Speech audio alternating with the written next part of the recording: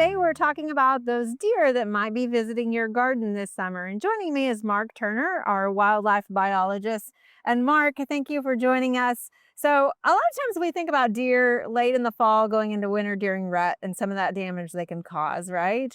But let's talk a little bit about what we're going to be seeing this spring. Absolutely. So deer cause several issues in gardens, one of which is obviously during the fall, whenever bucks are in hard antler, you're going to see rubbing on trees, which certainly can be undesirable because that can harm or even kill the tree in some cases if it's intense enough.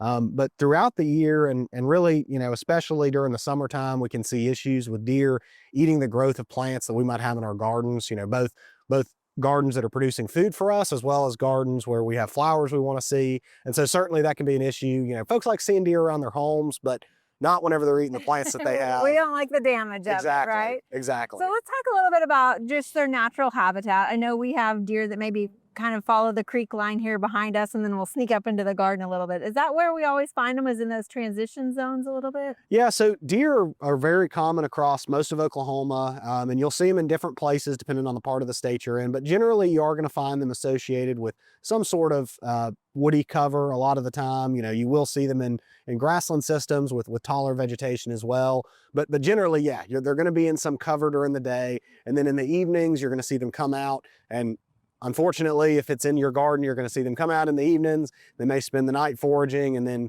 around daylight go back to cover to ruminate during the day. Okay, so they are nocturnal, so they kind of come out in those dawn to dusk. They're crepuscular, okay. So we see most activity in the morning and in the evening. But anytime during the night, you might see them because that's when we're not out in the garden working for the most part. Gotcha. Okay. So, but you mentioned they might be around grasslands, but they're not necessarily grass feeders, right? That's correct. Okay. Yep. So deer are known as concentrate selectors. So basically, they pick a lot of different plants that they like to eat, but it's not all plants, and they generally focus on that young growth from those species.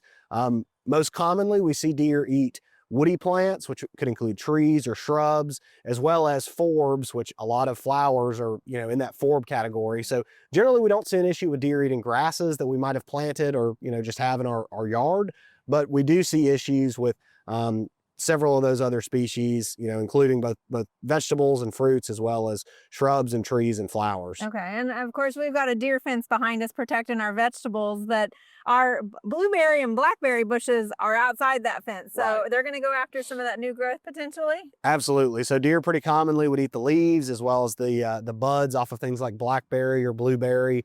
So in those cases, we generally do recommend in places with a moderate to high deer density where you'd expect to see some damage, just putting fencing around those. Again, it kind of comes down to how much willingness, you have to go the extra effort. Certainly around a vegetable garden, in most places, if you have many deer, I'd recommend doing that. Okay. With shrubs, you can get away with some level of deer foraging. But again, if it gets to be too much, generally a fence is the way that we're going to recommend dealing with that. Okay. What about any of those other deterrents of smells and sprays and water squirting and things like that they have out there? Yeah, so there's lots of different things that have been developed both for homeowners as well as even agricultural producers to try to deter deer from eating those crops and as well as flowers in the garden.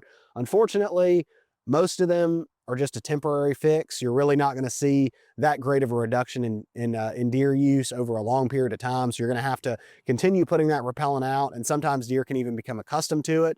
So generally, we recommend fencing, also planting species that deer don't necessarily like to eat. And then also, if you're on a bigger property or maybe you have some neighbors that you could work with, potentially trying to reduce deer density. That can be pretty effective, obviously, depending on where you are in terms of a urban to rural gradient. Right. That can be more difficult, but certainly even in places that around homes, you can certainly have some bow hunting opportunity that can help reduce deer density, because that's really going to get to the root of the problem as opposed to just being a temporary fix. Okay, and along the lines of a fence, if we can go back to that real quick. Yeah. Height of that fence, and then I've also heard about doing like maybe a double fence that's a little bit shorter. Does that work as well? Yeah, so generally for height, if it's a very small area, you can get away with like a 4-foot fence because deer are not going to want to jump into that. Okay. However, as you get to a larger area, such as this area behind us, an 8-foot fence is better. And in some places, if you had a really big area, even a 10-foot fence is going to be necessary to actually keep deer out of it. Okay. But usually an 8-foot fence is sufficient to keep them from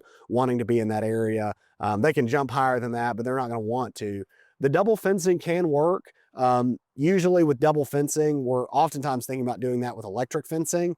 So if you have a staggered fence system, the way that deer perceive things visually, they can't really judge distance that well, so they don't necessarily want to jump over that double fence. But again, usually that's with electric fencing. If we're just going to do a standard conventional deer fence, usually I'm just going to recommend just go ahead and get an 8-foot fence. It's a one-time investment, but you're going to have less problems over time. Okay, and then of course, as we go into the season, I mean, do they prefer gardens over their natural vegetation? It might feel like that sometimes. It certainly can. There's a lot of plants in gardens that they like to eat. I mean, again, a lot of the species that we're planting, especially flower species, are really high in nutrients that deer are seeking during this time of year. So certainly there are times when it can feel like they're just getting after what we've planted, but they like having natural vegetation as well, and they certainly rely on that for much of their food. It's just that if you throw 10 deer in a pretty small area, they're going to wreak havoc on a garden pretty quickly. Right. Okay. Well, thank you for sharing this with us, Mark. Absolutely.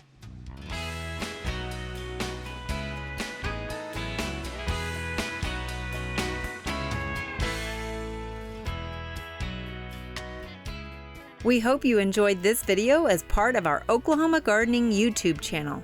You can also find even more videos on the OK Gardening Classics YouTube channel. And join us on social media for great gardening tips, photos, and discussion.